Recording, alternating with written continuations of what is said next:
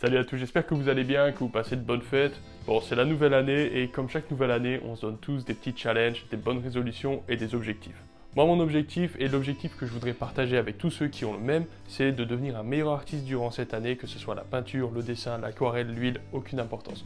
Pour ça, il y a pas mal de choses à faire et aujourd'hui, on va se focaliser sur un des éléments les plus essentiels de la peinture, c'est les valeurs, c'est-à-dire toutes les nuances qui se trouvent entre le noir pur et le blanc pur. On va voir ensemble dans cette vidéo pourquoi cette partie est extrêmement importante et je vais vous montrer aussi comment étudier cette partie de la peinture, de l'art pictural qui est encore une fois absolument capitale.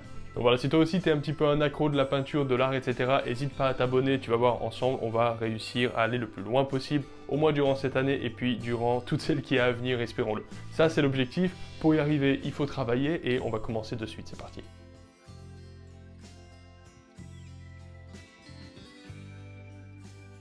Pour ça, on va se concentrer sur la technique qui s'appelle la technique de la grisaille. La grisaille, c'est tout con, ça veut simplement dire qu'en fait, tu vas faire une pré-peinture en quelque sorte en noir et blanc. Et par-dessus cette peinture en noir et blanc, que tu vas finir plus ou moins, ça dépend des goûts de chacun, une fois que tu auras capturé l'essence des valeurs de ta peinture, tu vas pouvoir ajouter des couleurs ou opaques ou en glacis. Après, les méthodes en fait peuvent changer. Mais si tu veux, le concept de la grisaille à la base, c'est de faire un monochrome où tu vas vraiment te concentrer sur le noir et blanc.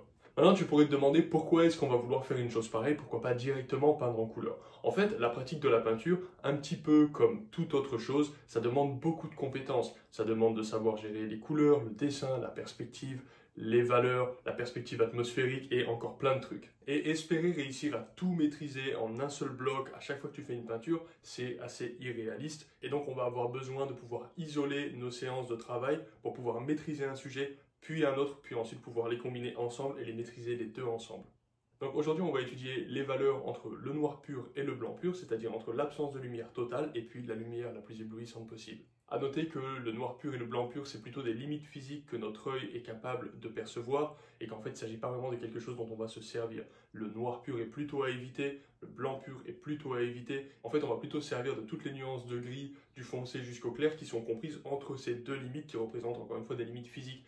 Un objet très foncé pouvant paraître extrêmement clair selon les conditions de lumière et un objet très clair pouvant paraître aussi extrêmement foncé selon les conditions d'éclairage. Donc tout ça, si tu veux, c'est relatif à plein de paramètres. Il va y avoir la couleur locale, c'est-à-dire de quelle couleur est ma veste, mon t-shirt, mes cheveux, ma peau, la peinture qui est derrière, ça c'est la couleur locale sans la lumière. Il va y avoir la lumière aussi, il va y avoir la perspective atmosphérique, il va y avoir la texture, il va y avoir les ombres réfléchies. Tout ce qui existe et qu'on est capable de percevoir dans notre monde physique, ça va influer sur les couleurs et les valeurs de tout ce qu'on va observer dans le monde, donc éventuellement de tout ce qu'on va devoir peindre. Même si tu peins complètement d'imagination et que tu fais des choses qui n'existent même pas, voire même de la peinture abstraite ou ce genre de choses qui ne figurent absolument rien, ça n'a aucune importance. Dans tous les cas, tes yeux ne pourront rien percevoir de plus clair que le blanc ni de plus foncé que le noir. Et c'est vraiment très important que tu comprennes leur relation ainsi que leur gradation pour pouvoir en fait sortir de la profondeur et raconter une histoire au travers de ton art ou alors simplement donner un message ou simplement juste t'amuser. Dans tous les cas, tu vas devoir dealer avec ça si tu veux. Bon, maintenant que tu as plus ou moins compris, j'espère pourquoi c'est ultra important de se focaliser sur les valeurs et sur les blancs et les noirs, comment on va faire pour s'entraîner? C'est pas compliqué, il faut comme d'habitude des pinceaux, du papier à peindre, des bouts de bois, du carton, peu importe le support que tu utilises, et du blanc et du noir, aussi simple que ça. Tu peux aussi faire avec du blanc, du marron, du blanc, du bleu, etc. Mais honnêtement, pour étudier la grisaille pure, je te recommande simplement de travailler avec du blanc et du noir comme si tu faisais un dessin, comme si tu étais au crayon, sauf que là tu le fais en peinture. Donc bien sûr, selon les goûts de chacun, il va y avoir plusieurs possibilités. Tu peux étudier les portraits, les visages, les natures mortes, les décors fantastiques, ça n'a aucune importance. Quoi qu'il en soit, la meilleure technique pour comprendre la gestion des valeurs dans la réalité, ça va être vraiment de recopier. Donc, ou tu fais des natures mortes à partir de vraies natures mortes que tu composes, ou tu recopies des photos, ou tu recopies des peintures, ça n'a aucune importance. Fais beaucoup d'études. Arrête de te lancer dans des projets de 2 mètres sur 2 que tu peux de toute façon pas terminer, ils sont trop compliqués. Fais des petits formats, entraîne-toi sur des petits formats jusqu'à ce que tu sois à l'aise avec cette compréhension des blancs et des noirs. C'est vraiment capital. Et ensuite, je t'assure que quand tu vas revenir à tes formats habituels ou juste à tes peintures habituelles, même si tu peins directement en couleur, tu vas avoir beaucoup plus de facilité et tu vas comprendre de suite comment gérer tes perspectives, tes profondeurs, etc. Donc aujourd'hui, je ne vais pas peindre, mais le but de cette vidéo, c'est de vous préparer pour les prochaines vidéos que je vais faire où justement, par contre, je vais travailler beaucoup en grisaille et ensuite je vais faire des glacis à l'huile dessus. Ça veut dire peinture en noir et blanc, puis glacis, couche transparente de couleur pour coloriser ma couche de noir et blanc. Et ce qu'on va faire aujourd'hui, c'est de l'analyse de peinture. On va parler de Renato Musilio, qui est un paysagiste contemporain, qui est vivant, qui est super balèze. C'est un des meilleurs représentants du tonalisme en ce moment, on va dire. On va aussi parler de John Singer Sargent, qui est un portraitiste extrêmement connu, que vous connaissez probablement déjà, qui a aussi une gestion des valeurs extrêmement subtile. On va évidemment parler de mon cher et tendre Albert Bärstadt, puisque pour moi c'est le héros ultime, et on va parler de Mark Carder, qui est aussi un mec vivant, qui a une chaîne YouTube super intéressante, qui s'appelle Dromix Paint, sur laquelle il y a énormément de choses à apprendre, et en couvrant ces 3 sujets, on couvre le portrait, le paysagisme et les natures mortes. Donc on va passer au travers des exemples de suite et on va analyser un petit peu ça ensemble pour que tu ne sois pas complètement lâché dans la nature tout seul et que tu puisses voir un petit peu comment analyser la peinture que tu veux étudier efficacement pour pouvoir progresser le plus rapidement possible. Bon alors les amis, pour pas que vous soyez lâchés dans la nature complètement largués, je vais vous montrer un petit peu comment approcher la question du noir et blanc dans la peinture avec pas mal d'exemples. Albert Bärstadt, Renato Musilio, John Singer Sargent, Mark Carder et Sylvain Loisan, comme ça on aura un point de vue de la même chose, un petit peu sur quelque chose d'un peu plus fantastique, un peu moins réaliste. On va commencer par le saint patron, Albert Bärstadt. Donc évidemment, quand tu vois une peinture comme ça, tu te dis, comme moi, que c'est absolument impossible, que tu n'y arriveras jamais, que c'est la folie, etc. Et tu as tout à fait raison, il y a relativement peu de chances pour qu'un jour on arrive à faire ça. Néanmoins, on peut quand même s'en approcher, et une bonne chose à faire, c'est déjà d'enlever les couleurs. Voilà. Déjà, c'est beaucoup plus simple. Ce que je veux que tu remarques en fait lorsque l'on fait ça, c'est que la peinture n'a pas perdu son essence, elle n'a pas perdu sa beauté, elle n'a pas perdu sa vibration. Bien sûr, elle a perdu ses couleurs, c'est évidemment moins joli, néanmoins, tu peux tout voir, tu vois que là il y a un petit cavalier, il y a des bisons, il y a des arbres, la définition de la peinture n'est pas partie sous prétexte que tu as enlevé sa couleur. D'ailleurs, petite parenthèse, quand tu fais une étude, tu n'es pas obligé d'étudier l'entièreté de la peinture. Tu peux tout à fait étudier un petit morceau comme ça, un petit carré ici, un autre petit carré là, un petit carré là par exemple, et faire plusieurs petites études, et comme ça en fait ça va te permettre de comprendre comment le mec a géré ses valeurs dans cette zone, comparativement à cette zone là. Là d'ailleurs on voit bien que c'est beaucoup plus clair comparé à ici, et beaucoup plus clair comparé à là, etc. Donc ça si tu veux, après ça va te permettre de comprendre la perspective atmosphérique. Par exemple tu vois cette montagne qui est au fond là, et ben en fait elle est aussi claire que le ciel, ce qui est quand même génial. La montagne qui est au fond ici est aussi claire que ces nuages là, voire même les nuages sont un petit peu plus foncés. Donc ça donne vraiment un effet de profondeur absolument magnifique. Et encore une fois, l'avantage de passer en noir et blanc, c'est que ça rend le travail beaucoup plus accessible au commun des mortels. Et crois pas, ces mecs qui ont fait ces grandes peintures comme ça, les études de noir et blanc, ils en ont fait des centaines. Hein, c'est pas, ça s'invente pas. Hein. Bref, donc toi, quand tu vas faire ta petite étude, admettons, dans un petit carré en bois comme ça, ce que tu veux repérer de ça, c'est les formes les plus générales. C'est-à-dire que là, tu vas avoir 2 groupes de familles vraiment très très distincts. Tu vas avoir en gros ça, et puis ça. Tu vois, tu as 2 endroits qui sont vraiment séparés. Là, ici, on a une belle lumière qui reflète le ciel. Et là, ici, on a un petit peu plus de foncé qui reflète un peu cette zone, un peu comme le yin et yang, tu vois. Mais en gros, donc toi, quand tu vas faire cette étude de peinture, t'es pas du tout obligé d'aller au travers de tous les détails si t'en as pas envie. Le but là, c'est de comprendre l'architecture fondamentale, pas de savoir détailler toutes ces choses-là. Là, c'est encore un autre travail. Donc, tu vois, si tu veux faire ta peinture, tu vas pouvoir repérer que effectivement, ça fait un truc un peu dans ce goût-là, avec une zone de lumière ici, et ensuite tu vas pouvoir appliquer tes valeurs. Donc ce qu'on voit, c'est que la valeur la plus foncée, elle est là. Ensuite, tu as les bisons aussi qui permettent d'avoir une valeur plus foncée, un petit peu sympa. Là aussi, on a une valeur assez foncée. L'arbre ici. Et puis après, dans le second groupe de valeurs, on va avoir toutes ces zones-là, la montagne qui est ici, ceci. Ça, c'est plus clair. Et là, d'un seul coup, on tombe dans quelque chose de beaucoup plus clair. Donc, quand toi, tu vas faire une étude de ça en noir et blanc, le fait d'enlever les couleurs, ça va faciliter énormément la chose en fait. Et en même temps, tu facilites la chose. En même temps, si tu veux, tu fais 80% du boulot parce qu'après les couleurs, on peut les ajouter en glacis et c'est beaucoup plus facile, mais ce sera l'objet d'une autre vidéo. Allez, autre exemple d'une peinture du saint patron, de nouveau Albert Bärstadt. Magnifique, sublime, c'est absolument incroyable et tu as tout à fait raison de te sentir découragé parce que moi aussi je me sens découragé. Néanmoins, encore une fois, lorsque tu fais une étude, tu n'es pas obligé de faire une étude de l'entièreté de la peinture. Tu peux tout à fait faire 2 études sur cette petite peinture. Par exemple, une étude d'un cadre qui serait comme ceci et une étude d'un cadre qui serait par exemple ici. Donc comme ça et comme ça. Quand tu tournes en noir et blanc, de nouveau, tu vas te rendre compte de 2 choses. Ici, c'est beaucoup plus foncé. Ici, c'est beaucoup plus clair et en fait, tu vois que les couleurs sont groupées.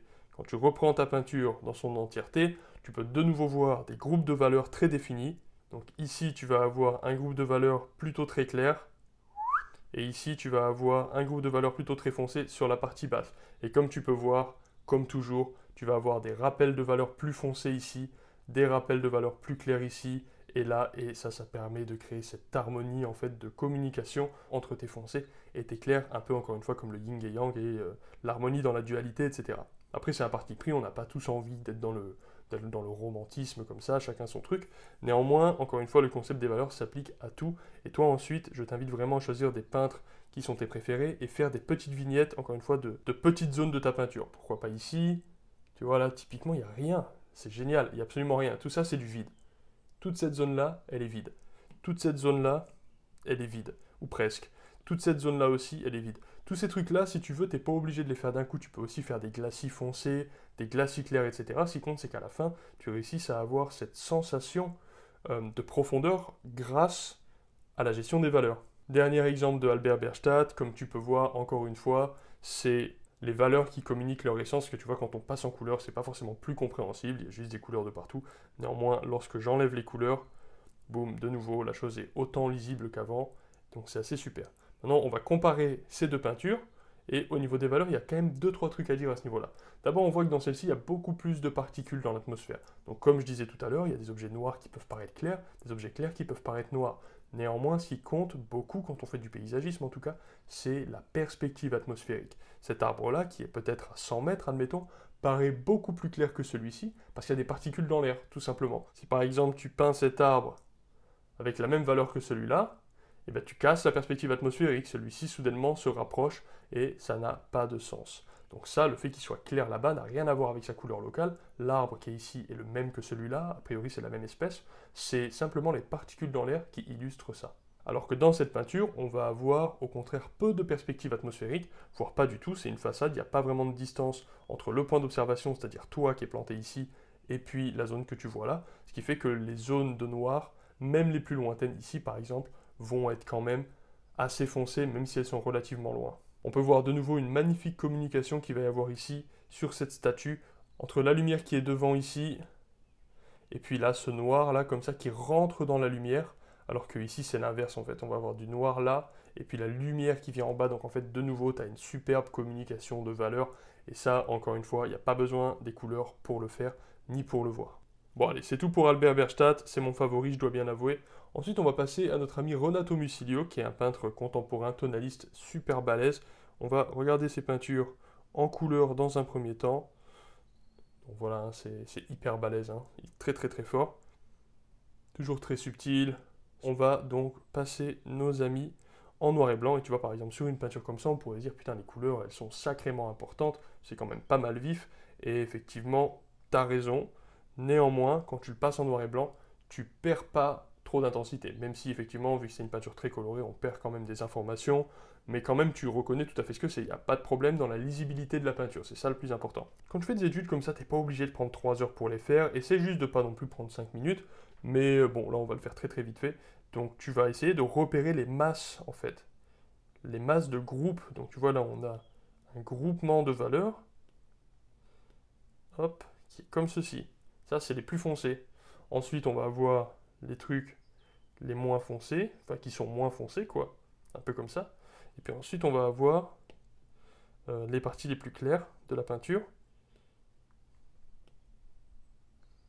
qui vont être un peu comme ça. Donc là, évidemment, c'est trop vite fait pour que ça puisse t'apprendre quelque chose, si tu veux. Donc toi, quand tu le fais, fais-le avec de la peinture. Prends un peu le temps, à peu près 1 heure par étude, ça peut être pas mal. Mais l'idée, c'est ça, si tu veux. C'est d'arriver à repérer les groupes de valeurs. Ici, on a un groupe de valeurs. Et ce groupe de valeurs, il a une forme. Et cette forme, c'est ça. Tout simplement, c'est ça qu'il faut que tu vois.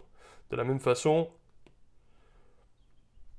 les nuages qui ont une valeur indépendante,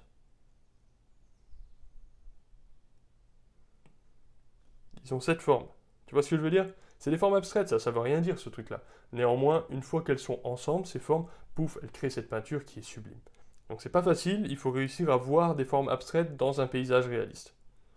De la même façon ici, c'est absolument évident, on va pouvoir avoir une super belle peinture d'arbres, juste en valeur, tu vois, on voit bien que les couleurs ici n'ont pas tellement d'importance. Au final, en noir et blanc, c'est absolument magnifique, et si je le passe en couleur, voilà, tu vois, c'est beau, c'est plus joli en couleur peut-être, ça dépend des goûts, mais finalement, en noir et blanc, la peinture se lit tout aussi bien.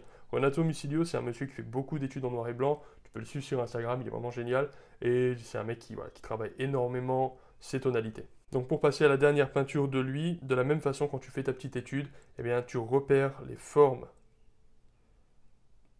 qui appartiennent aux valeurs. Voilà, ça c'est une forme. On va voir une autre forme qui va représenter la lumière qu'il y a dans l'herbe. Voilà, ça c'est une autre forme qui représente la lumière qu'il y a dans l'herbe. Et ce qui est marrant, c'est de se rendre compte que toutes ces formes-là, en fait, te donnent des informations sur ta peinture. C'est comme un genre de puzzle abstrait qui forme une image réaliste. Et ça, c'est ça qu'il faut travailler. Tu vois, pareil, ça veut rien dire cette forme. Qu'est-ce que c'est que ça? Eh bien si, ça veut dire ça. Donc voilà, c'est comme ça qu'il faut décoder les images que tu vois, ou alors même quand tu fais des peintures de façon générale, il faut essayer de capter un petit peu les formes. Pareil, c'est aussi un autre sujet, j'en parlerai à un autre moment. Allez, on va passer à notre ami Sylvain Loisan qui fait de très jolies peintures un petit peu fantastiques comme ça. Et là, on voit que c'est très très coloré. On pourrait se dire, putain, s'il n'y a pas la couleur, ça va vraiment plus ressembler à rien. Ou du moins, la couleur est vraiment le sujet avec lequel il communique. Et tu aurais raison d'une certaine façon, il y a plein de petites choses, il y a plein de petites variations de couleurs. Là, il y a un petit monsieur. Il y a toujours plein de petites choses à regarder dans ces peintures, c'est toujours très agréable, très sympathique. Là, on a une petite lanterne, d'autres petites lanternes. Bref, quoi qu'il en soit, de nouveau, ce monsieur, il sait ce qu'il fait et il sait tout à fait que ce qui compte beaucoup dans la peinture, ce sont les valeurs. Donc si on les passe en noir et blanc, on a de nouveau quelque chose d'absolument lisible. Il n'y a aucun problème, il n'y a pas de confusion. Donc si tu veux, tu peux te rapprocher et tu vas de nouveau voir exactement les mêmes choses. Tu vas voir ce petit monsieur, tu vas voir tes lanternes, tu vas voir la lumière qui s'en dépasse.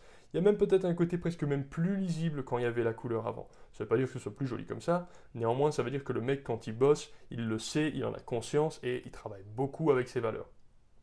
Donc moi je recommande souvent de prendre des photos et de les passer en noir et blanc, comme ça tu peux comparer. Moi je le fais souvent, je suis un peintre relativement peu expérimenté, ça fait que quelques années que je peins. Après j'imagine que quand ça fait 40 ans que tu peins, comme lui par exemple, bah, tu fais plus ce genre de choses, tu vois, c'est plus instinctif. Néanmoins, au début c'est bien d'avoir quelques petits trucs et astuces, sinon bah, c'est difficile la peinture.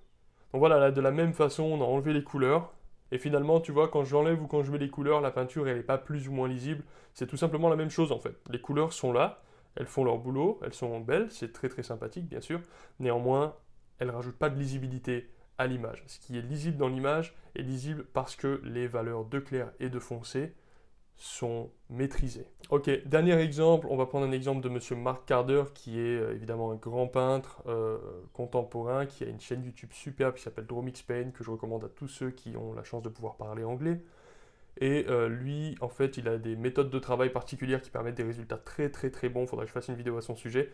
Mais de nouveau, c'est un peu la même chose. Donc si tu veux, tu vas avoir la mise en noir et blanc qui va donner ça. Et de nouveau, on voit qu'on perd absolument pas en lisibilité. On voit que c'est beaucoup plus foncé, beaucoup plus dark. Ça fait partie du style du personnage. Mais dans tous les cas, on voit tous les objets clairement, il n'y a aucun problème. Donc de nouveau, si toi, ton délire, c'est de faire des peintures de ce type, par exemple des natures mortes, eh bien, tu tournes la peinture que tu veux faire en noir et blanc. Ne fais pas tout ça, c'est trop compliqué de faire tout ça. Regarde ça, il y a énormément d'informations. Prends un petit morceau que tu considères réalisable, un petit morceau ici, un petit morceau là. Essaye de faire des morceaux qui appartiennent à différents groupes de la peinture. Par exemple, tu vas faire le point focal. Le point focal, c'est évidemment ces fleurs. Donc oui, petite parenthèse, le point focal d'une peinture est déterminé par la zone de contraste les plus puissants. C'est-à-dire que là, sur cette peinture, ton œil va directement aller regarder ça. Sur une peinture comme ça, ton œil va directement se focaliser au milieu. Là, en l'occurrence, c'est là où il y a les contrastes les plus puissants. Ici, ils vont tomber là, dans un premier temps. Donc, pardon, je me suis un peu égaré. Pour en revenir à ça, encore une fois, voilà, c'est pareil. Tu prends des petites zones et puis tu étudies les valeurs. Tu vas te rendre compte que lui, par exemple, utilise des couleurs beaucoup plus foncées, beaucoup plus ternes que certaines autres personnes. Ça, après, ça dépend du style et ça dépend de ce que tu fais. Lui, puisqu'il fait pas mal de nature morte, il n'y a pas de question de perspective atmosphérique. Donc, effectivement, la brume, les particules dans l'air, etc. vont pas du tout interférer avec ce qu'il fait. Par contre, on a quelque chose de très puissant, avec beaucoup de profondeur et de réalisme, c'est assez photoréaliste même. Bon, après on a un dessin patron, John Singer Sargent, et on va voir cette peinture, regarde ça, c'est pas trop beau, et là, encore une fois, on a un magnifique exemple de communication clair-foncé, donc là, c'est vraiment le paroxysme du clair-obscur un petit peu, puisque on peut voir que, effectivement, tout ça, en fait, c'est même noir, quoi, c'est vraiment très, très, très, très foncé, et là, on a un magnifique moment de communication de cette superbe robe dans cette zone de foncé, le visage aussi qui ressort de toute cette zone de foncé. C'est vraiment super. Et là, de nouveau, la zone focale, évidemment, bah, elle est ici. Ça serait compliqué de prétendre le contraire. D'ailleurs, c'est cette zone-là qui va comporter les blancs les plus violents. Ici aussi, on va avoir un blanc assez fort, et même les blancs qui sont sur les gitanos derrière qui font de la gratte, on les voit un petit peu moins. Ça, c'est vraiment super cool. Et en plus, moi, j'aime bien, j'ai pas mal eu envie d'aller vivre en Espagne pour faire de la guitare, flamenco et tout. C'est toujours un truc qui m'a pas mal attiré. Donc, dernier petit exemple pour montrer qu'on peut avoir des valeurs super et super subtiles, parce que pour le moment, j'ai montré des trucs avec des contrastes un petit peu puissants. Mais là, on va pouvoir rentrer dans la subtilité. Et en fait, tu vois, on voit vraiment qu'il y a des zones d'ombre. Ici, par exemple, tout ça là, c'est à l'ombre dans son visage, et tout le reste, c'est à la lumière, quoique ça c'est à l'ombre aussi. Et il y a effectivement une différence très nette de valeur. Néanmoins, cette différence nette, elle reste très subtile. Elle est présente, on voit bien les facettes du visage grâce aux différences de valeur.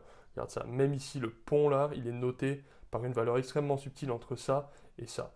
Donc c'est les valeurs là, en l'occurrence, qui vont servir à gérer, si tu veux, la tridimensionnalité du visage, qui est perçue parfaitement, alors que c'est plutôt peu contrasté. Bon voilà les amis, j'espère que c'était cool. Bah, vous avez vu, hein, c'est tous des peintres incroyables et c'est vraiment ultra bénéfique de les étudier. Donc au fur et à mesure des prochaines semaines, moi je vais aussi travailler beaucoup en noir et blanc et je voulais vraiment que cette vidéo soit faite pour que ensuite vous, quand vous suiviez mes autres tutos, puissiez les suivre sans être largués, sans que ce soit trop abstrait. Donc voilà, bonne chance, étudiez comme des tarés, peignez comme des fous et je vous assure qu'en ayant un tout petit peu de structure et en localisant son entraînement, vous allez progresser comme jamais. Donc à la prochaine, ciao.